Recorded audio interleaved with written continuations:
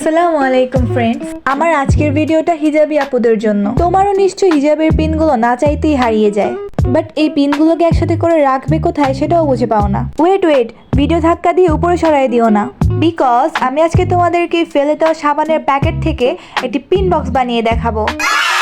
ভিডিওতে যেভাবে দেখানো হয়েছে সেভাবে প্রথমে সাবানের প্যাকেটটিকে কেটে নিতে হবে। দেন তোমার পছন্দ মতো একটি রঙিন কাগজ নিয়ে এর নিচের অংশটিকে মুড়িয়ে নিতে হবে, আর এটির উপরে একটি ট্রান্সপারেন্ট শীট লাগিয়ে গ্লিটার শীটকে সাইজ মতো কেটে লাগিয়ে নিতে হবে। তারপর এই পিন বক্সটির উপর দিকে মাঝখানে একটি পুঁতি লাগিয়ে দিতে হবে, এটা লক সিস্টেমের জন্য।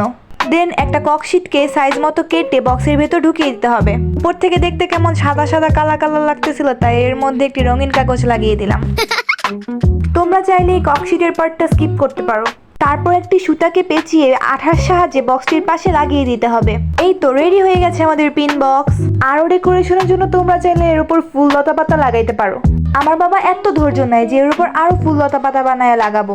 এরকম ভিডিও আরো পেতে চাইলে লাইক সাবস্ক্রাইব করে চ্যানেলটির সাথে থাকতে হবে। Thanks for watching this video. আল্লাহ হাফেজ।